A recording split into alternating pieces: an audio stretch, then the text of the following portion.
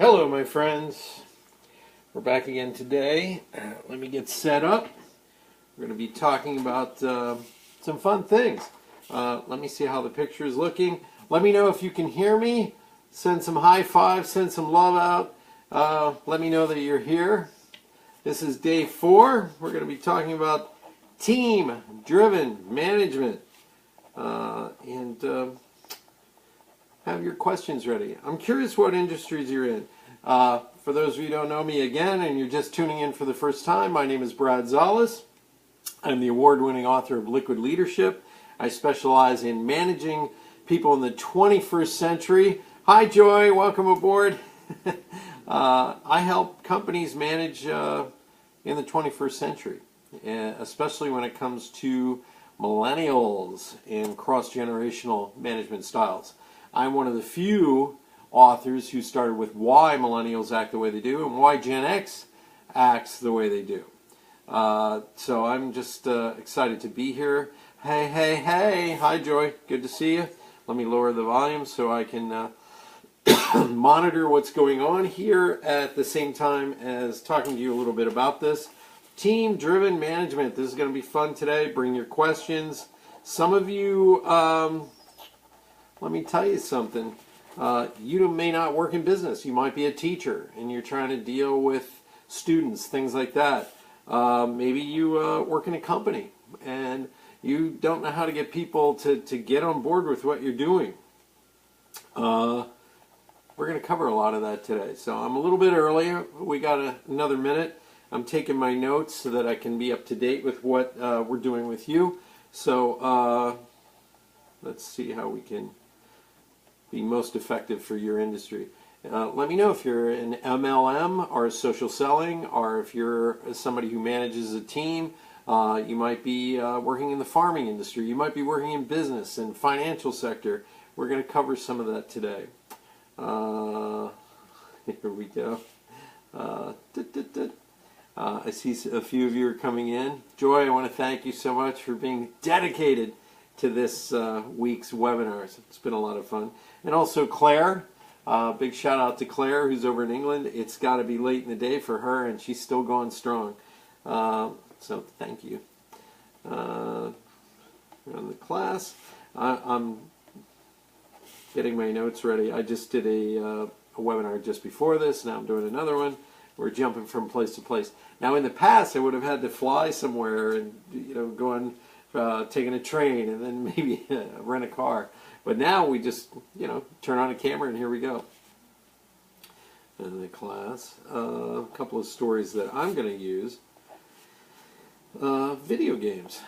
We're going to talk about that. Netflix. Online gaming. How many of you like Netflix? You a big fan of Netflix? They're really good. Gaming.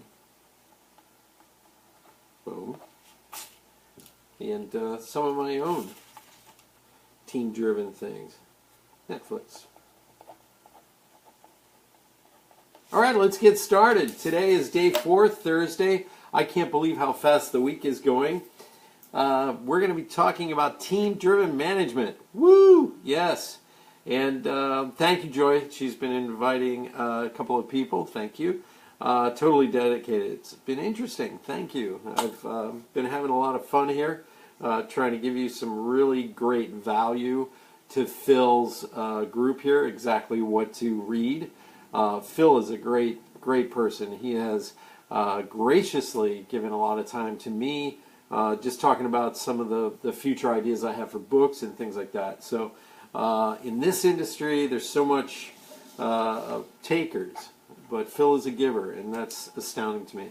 And also a big shout out to Tony, and Ian, who went before me, who are good friends, and Jill, who just rocked it out of the park. Those communication tips are amazing. So, Kyle, welcome aboard, buddy. Good to see you. Let's dig in. I spoke on day 1, and I was highly pixelated on that, so I may have to redo that one. But day 1, I'd like to talk about the difference between millennials and boomers. And basically, boomers were raised with analog toys, which really got us to use our creative imagination and made us decide in many ways what we were going to do for a living. Whereas anybody born after 1977, and especially after 1984, they were raised with this. So the brain is more complex. The need and want to interact quicker and faster, and efficiency and test and push, all these things that I covered in my TED Talk. So people have changed. That's really what has happened because they've been raised differently. So, team-driven management. Somebody asked me the other day, is there a difference between leadership and management? Of course there is. But in today's environment, a manager has to be a leader as well. Because people aren't obedient to the structure the way it was. We're not going to be able to change that. And I'm going to ask you a question. If you have an employee that shows up on time, obeys all the rules, does everything that you tell them to do you think you have a great employee? Probably not. So how do you get the most out of people? And the best example of this is most managers now have to get more involved in the day-to-day of what their employees are doing and step back and put a little more responsibility onto those team members to be more productive, to take more responsibility for the load. So that means they have to be trained a little bit differently, which is what we covered yesterday. But I would take I would take a cue from Netflix, because Netflix does this better than anybody else. Somebody else who does it better is W.L. Gore, the company that created Gore-Tex, DuPont, all this. The team leader is your manager. And that requires the team manager, or leader, to now start to look at the skill set of each of the individual team members and use those skill sets as they need them to get the project done. Which means if your skill set doesn't serve the team, they need to move you out of that team. So that means you may have a temporary workforce coming in and leaving. The incredible expanding and contracting company is going to be a thing of the future, because we're going to be a freelance nation at some point. Because companies, because of the way government puts so much pressure on corporations, especially small corporations, to take care of the health insurance and administrative costs and training and all these things, what's going to happen is these companies are just going to step back and go, you know what? I'm going to hire people when I need them and let them go when I don't. So that means you're going to have a transient workforce. And somebody who can manage that is who you need to have in charge. And they're finding, you can do and look at all these studies that are out there, but they discovered something very powerful. And that is our soft skills are actually far more important than we thought previously before. So what do I mean by soft skills? Well, hard skills are when somebody knows how to do WordPerfect, Photoshop, or they can go out and they can run an oil rig and they know all the mechanics of it. Those are hard skills. They know how to get those done. But the soft skills are those communication skills that they've developed. The understanding of DISC training. If you've never heard of DISC, or DISC Communication Behavior Training, that'll show you how to communicate better so you can get the most out of people. So let me give you an example. And this also ties into corporate culture as well. Let's say I went into a sales room and it's all salespeople. And I walked in and I'm supposed to be in charge of them from day one. If I walked in and I just started going, guys, I really want you to hit those sales numbers, and I'm here for you, okay? Do you think I'd be a strong leader in a bullpen full of lions? Because most of the time, that's actually what salespeople are. If you were looking at DISC behavioral communication styles, almost all salespeople are high Ds. And a D is somebody who is, a good example is Napoleon or Hitler. Those are bad examples. But if you've never heard of DISC training, I suggest you Google it. I'm going to do that right now so I can get these perfectly done. But DISC is, you have 4 types. of people, the D-I-S-C. D's are people who are dominant. They have to be in charge. They don't care about emotions, and they punch their way through everything. If you have a sales force that needs to hit their numbers, you want to fill it with all D's. Now, you have something called the I. That's the D-I part of this. I'm a high I. I's are called influencers. Influencers are diplomats. They know how to speak to people. They know how to pull and draw conversations out of people that were never there before. A good example is Bill Clinton. It was a high I. He knew how to tell you bad news in a way that you would accept it. He'd be like, I feel your pain, America. I feel it. I feel sorry. And you would sit there and go, oh, okay. And you wouldn't be as mad. So I's usually start conversations with, hey, how are your wife and kids doing? And they might forget to get the contract signed. So I'm a high I. My wife is kind of a D. And so when my wife talks to me, she goes, did you get the contract signed? And I'm like, no, we talked about his kids and then I got it signed. And she's like, how could you not go for the contract first? Because D's and I's, they work very differently. It's their natural, innate way of communicating. And then the third and fourth in the DISC training is the S is a steadfast person. Steadfast people, 43% of the population falls into the S and the C category, which means they just put their head down and they work. They don't stand up, and they're not good at sales, they're not good at interpersonal communication, but they are good at getting the work done in every company in the world. The S for steadfastness are people like engineers. They work at a company, they are employees. They will always be employees. They will probably not be entrepreneurs. You won't find them in the entrepreneurial area. And then you have something called C, and they are contemplatives. They have to think about everything. They rarely make a decision, and they are almost never in positions of power where they need to make a decision because they don't move fast enough. The S and the C's in every organization get most of the work done. But, yes, Kyle, we're repeating history. So the D's and the I's, they get the work done. But here's the thing. D's, those disruptors, those dominant ones, they can sometimes tear into your staff and leave people angry, upset. They don't have communication skills, and emotions are part of what employees they have. You know, what's the saying? People don't leave bad companies, they leave bad management.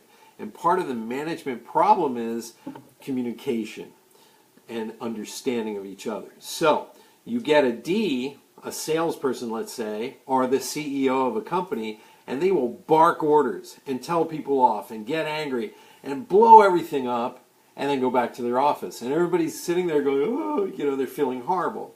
Whereas I's will deliver bad news in a different way. They go, look, I know you've been at the company for a long time. I've been down this road. I feel bad for you, but we got to let you go. You see how the communication is a little different?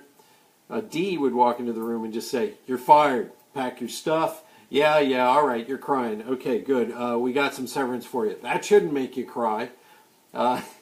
If you watch the movie The Founder with Ray Kroc, played by Michael Keaton, Ray Kroc is a high D. You can see it in the movie. He's a high D, doesn't care about people's emotions. He just tears through everything and gets what he wants. He's going to kill in order to eat that day. Whereas the two McDonald brothers, you can see Dick, who put together the whole system, he's a high S, very high S. Analyzes everything, goes through it. He's got a lot of C in him. He contemplates. He says no, he wants structure. He wants things to stay the same. He thinks that anybody who changes his system is an idiot. You know, why would you do this? This isn't working perfectly. That kind of person.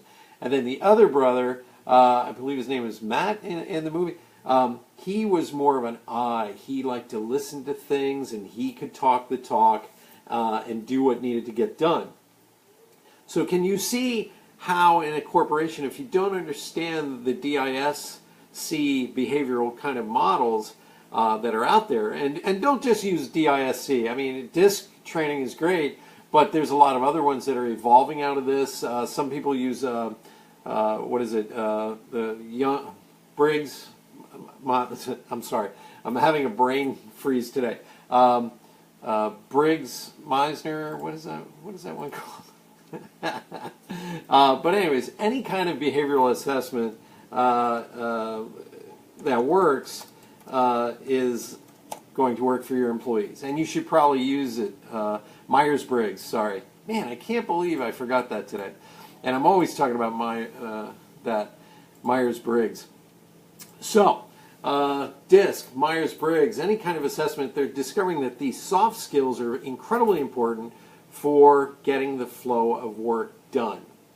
And I'm going to say this. Your manager has to be trained in that. Team leaders must be trained in behavioral communication styles. And they must be aware of their own behavioral communication styles. And I'll tell you why. If you have an organization where the D person, maybe it's the vice president or whatever, is screaming and yelling all the time at the S's and the C's, the work is never going to get done. It's going to come to a grinding halt because they hurt people. The I's, guess who is seen in most organizations as the people who talk too much, who never get any work done, who are a pain in the butt? The I's. Always the influencers, the interpersonal skills, the person who talks and all this. And guess who's the first to get fired? It's always the I, because everybody thinks, oh, that person's not working. But here's the thing. The I is the glue, the communication glue between the D and the rest of the company, the S's and the C's. If the I's aren't there, things don't move and flow properly. So you always have to have these kind of people within an organization.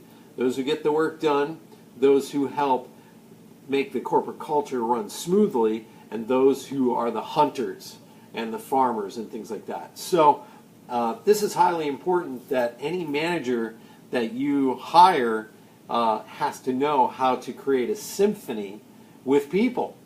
That's really what it is. In today's work environment, and I worked with somebody from Dell on this model, which is Rob Hirschfeld.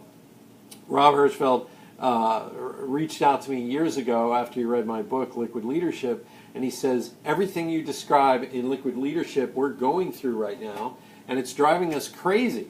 He says, what do you propose we do? So we started writing a series of white papers based on my book, Liquid Leadership, but we came up with a model that was really amazing, and that is, think of it this way. Baby boomers have been trained, let's say you wanted to be in a symphony orchestra. So you had to train on your instruments, maybe you learned 3 or 4 instruments, and then you would finally get a chance to be in the orchestra. And the conductor would tell you exactly what the tempo was, exactly how the performance was going to be, and the conductor chose who was going to be the person who does an improv or a solo. And then that person has to sit down. Everybody works their way up to what's called first chair, because that first chair is in the front. They are the very best musicians. And the only way you could also become first chair in that orchestra pit is if that person was sick or died. And then you could take that chair over. So everybody had to be trained. Everybody obeys the conductor. Everybody obeys the rules. And the performances are almost always the same. A lot of control, a lot of obedience. But now, since computers have come into our world, collaboration, there's no one way to get work done. Guess what? We now have to approach work more like jazz. Now, jazz has similar training as being in a symphony orchestra, but in jazz, guess what happens? You work in smaller groups. There's always somebody who's the very best in that group, and everybody who gets a chance to sit down, they also strive to become better. You don't know who's conducting. Every performance is completely different, and they're always rotating who's going to be playing a solo. Those solos are needed in the time that they're needed in, and then they're done. They go right back to the rhythm and the structure. And guess what happens? Nobody's fighting to get the first chair in jazz. What is happening is they have a great performance, and then they leave, and they look for another quartet to play with. So this style of management, amorphous, is not something most people are used to. You must create an environment of trust for any of this to happen. So far we've covered communication, behavioral communication styles. Every manager must have it down pat. They have to learn.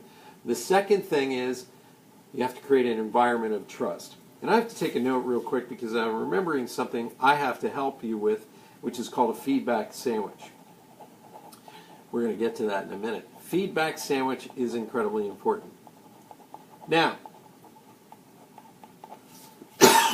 excuse me, for a trust environment to work, that means you have to know your team members' skill set, rely on them to do that work, and give them the responsibility to get the work done, and then step back.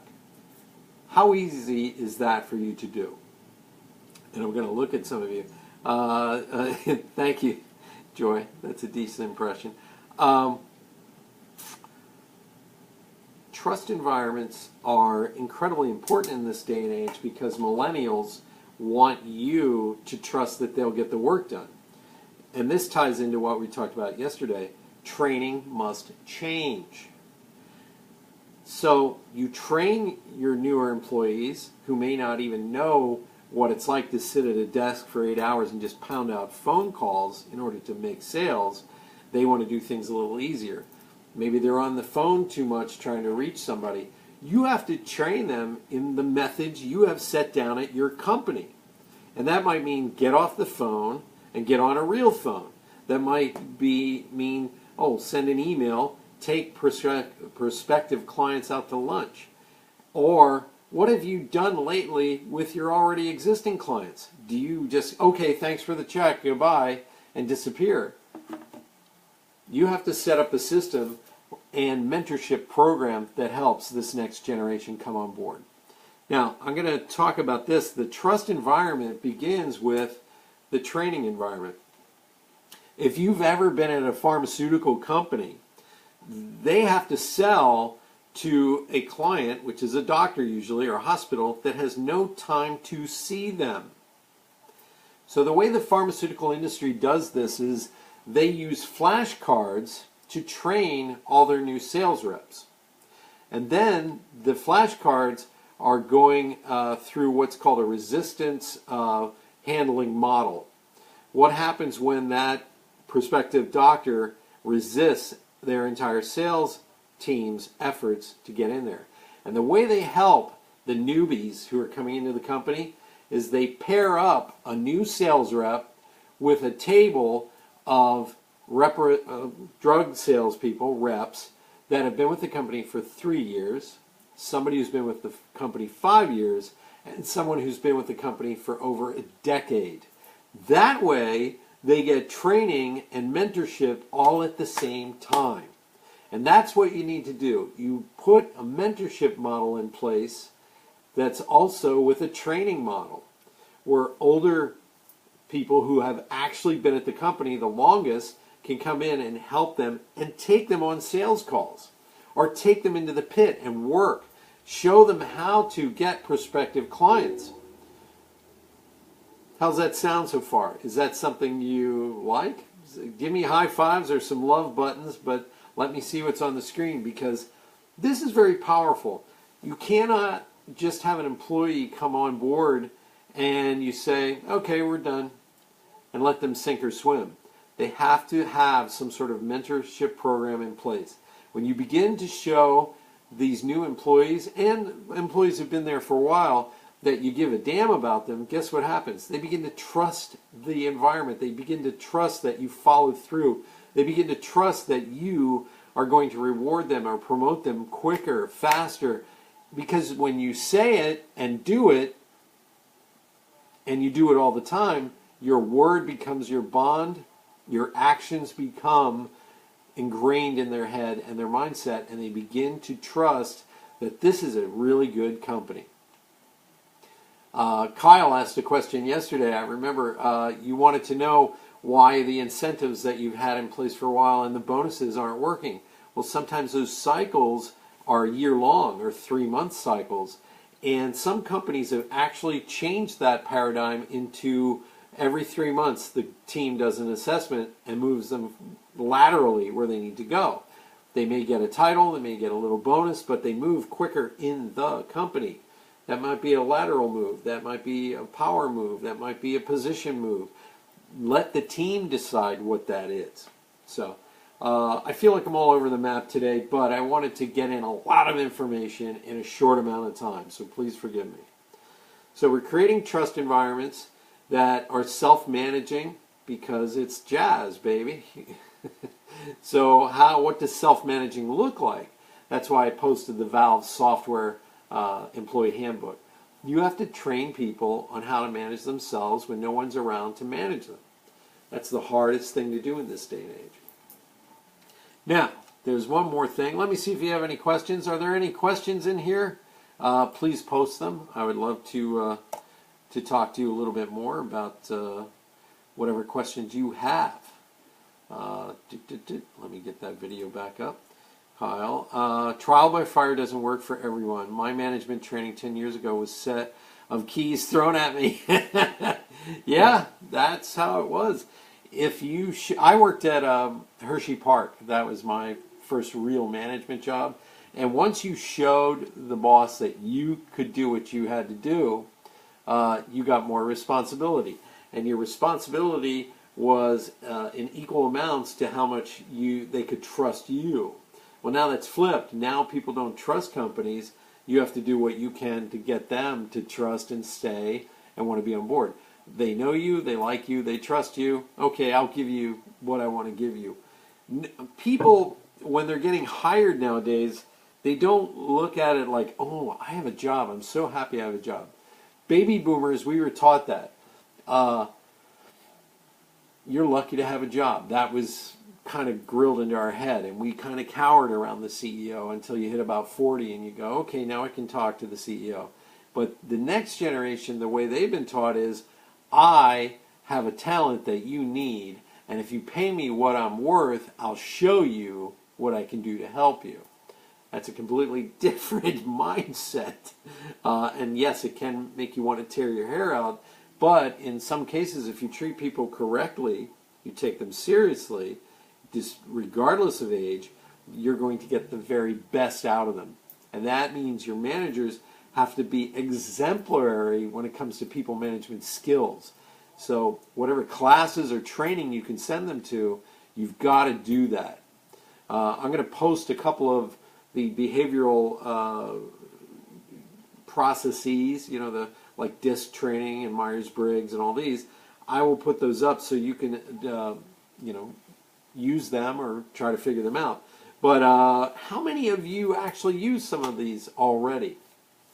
I know that I have a lot of friends who they train Myers-Briggs, or what's the other one? Sandler. Sandler training is also another one. Sandler is based on DISC assessment as well. And sometimes you're going to have to remove some of your managers because they're still operating under the older paradigm of, I'm in charge, get the work done, hurry up and do it now. And I'm going to talk about something that I think is the best way to work. But that comes out of me being in the graphic design and creative fields for so many years. You have to have the very best employees that are willing to push against the status quo and come up with something innovative. But at the end of the day, someone has to take all those ideas, because this isn't management by committee. Someone has to take all those ideas and go, those aren't good, this one's great, let's do this. And be confident about that. And the environments I like best are the results-only work environment, or ROWE, results-only work environments.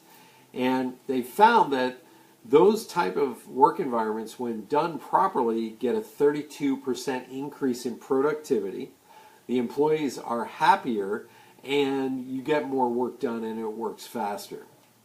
So results-only work environments, I'm going to post a couple of things about that, but it's basically you take out of the paradigm the model of you have to have this amount of work done at this amount of time, and this is how you're going to work, and replace it with, I don't care how you get the work done, but you have to meet this deadline. And if you feel you can't make this deadline, you come to your manager and we get the team together that's going to help you get the work done.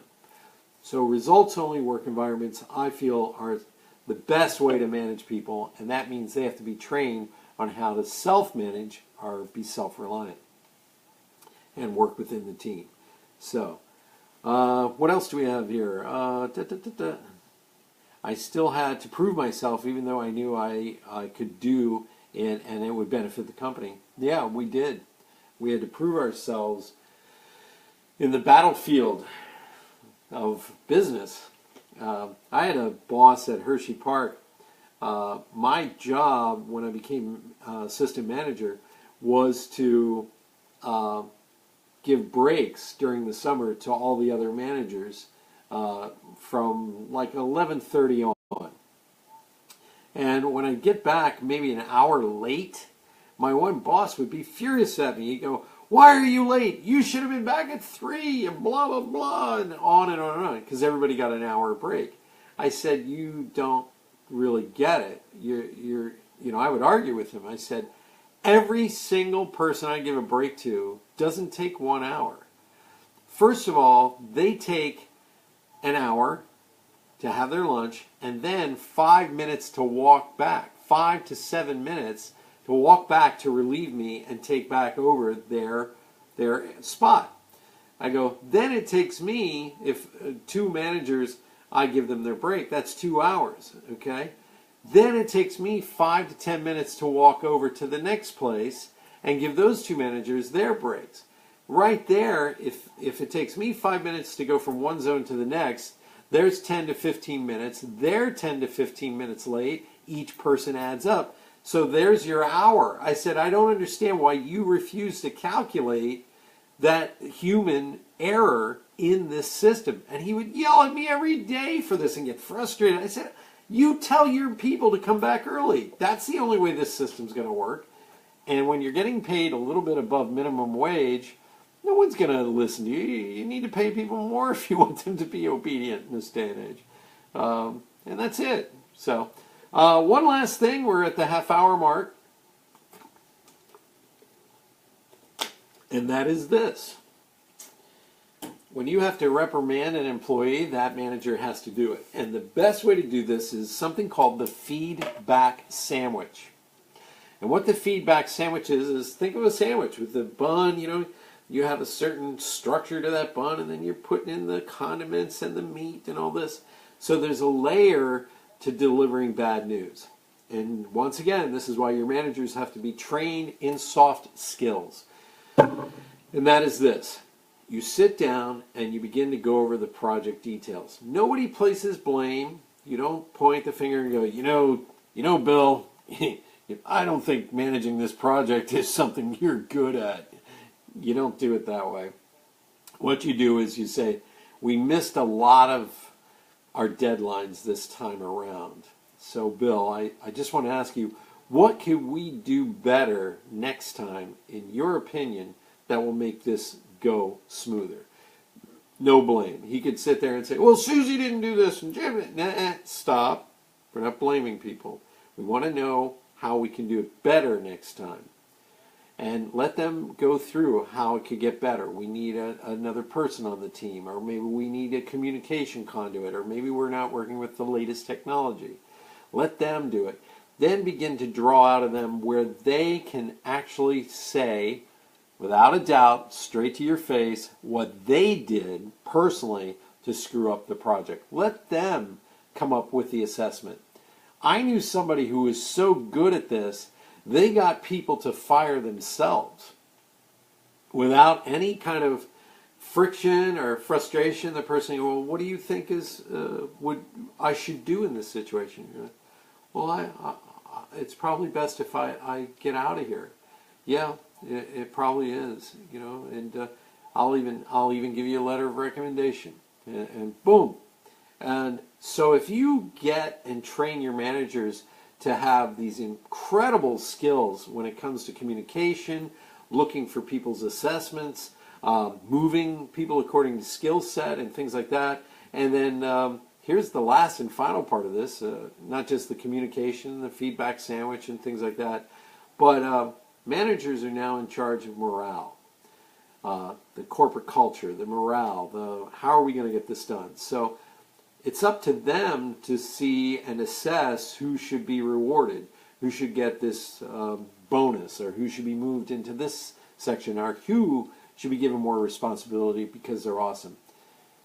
Guess what they found when they asked people what was the number one thing that they wanted when they were at work? Was it a bonus? Was it more money? All these things. And guess what they discovered? The number one answer, and this is from Harvard, the number one answer is people wanted to be appreciated for the work they did. I'm going to say that again. People wanted to feel appreciated for the work they were doing. And the way to do that is let people know they're doing something awesome. Either give them an award in front of their peers, give them a bonus, take people out, do things with them. The manager's job nowadays is to be a leader in that group. Not to be a jerk, not to command, not to say, hey, you didn't miss your deadlines, not to be whatever, but to now be something greater, something bigger. And guess what? If they get those skills down, they can step back and train the staff to take on more responsibility, bigger roles, and really create this symphony that is more like jazz and having fun in the work environment. Now, we still got to get 1,000 widgets done by the end of the day. I get that. But I'm going to post a couple of things later where you're really going to enjoy, how these results-only work environments actually work. And they can increase productivity. And Phil is in the house. Yeah. Let's see. Here's what it is. Tomorrow, we're going to talk about how creative environments win. I hope you tune into that one because creativity, if you think about it, everything you've bought in the last 20 years, what made you buy it? It was emotions. So the most creative, the coolest, the whatever is why you bought it. So if that's why we buy products, how can you be creative and innovative and create something that makes everybody jump up and down and go, hey, I gotta get on board and buy this stuff. So we're going to be talking about that tomorrow. So I hope it helped. Let me see if there's any more questions. Do we have any more questions in here? I've used the feedback sandwich. Yes, Kyle. It's a great tool, and I'm going to post how to do it up on here. Soft skills win today. Remember that. Soft skills. We've got to develop them more in all of us. I actually just had a client. We actually got into... I had a client that I helped design and work on launching their brand and managing that brand. And I put them with a web developer. And they had a personality clash like I haven't seen in 20 years. Boom! And I thought to myself, how come I didn't have this clash with this person? And it boiled down to I had the communication skills to stop him ever so subtly, give him solutions, make him laugh at the same time, and then kick it up a notch so he was happy at the end of the day. Can you do that with your staff? Can you do that with the people that you're working with? If you're in multi-level marketing, how can you meet with your team in a way that's exciting and responsive and uses some of the tools that don't waste their time? Because those old days of physical meetings are not fun. But getting them on a conference call, listening to the training, getting them excited about the products and the services that they're providing, how they are winning the day. These are incredibly important when you're managing at each level within your company, big or small. It's people skills, baby. Well, look at how you're on this webinar right now. Are you having fun each day with me, playing around and having fun and being a little more interactive? That's the key. Great leaders can be found in managers nowadays. And also, look at that Netflix document that I put up in the Exactly What to Read forum, because you're going to find that Netflix does this with their managers. Put them in charge of the team. Put them in charge of morale. Put them in charge of who is assessing those skill sets, and they train them in behavioral communication styles that work. So I hope that helps. I'm going to be signing off today. I look forward to the next couple of days. We're going to be having a lot of fun in the end here. I might do day one over because that is so important to understand the generational divide. And I really apologize that the pixelation came out on the video, but I think I know what caused it. I belong to the Adobe Creative Cloud suite, and I think it refreshed and slowed down the video and made it funky every single time it refreshed. So I've been on my iPhone and my iPad, and we've had no problems whatsoever. So great. I hope you've enjoyed this session this week. We're going to be winding down over the next 2 days, and I'm going to say peace out. Thank you, everybody. Take care. Bye-bye. I got to get up and shut this off real quick. Thank you.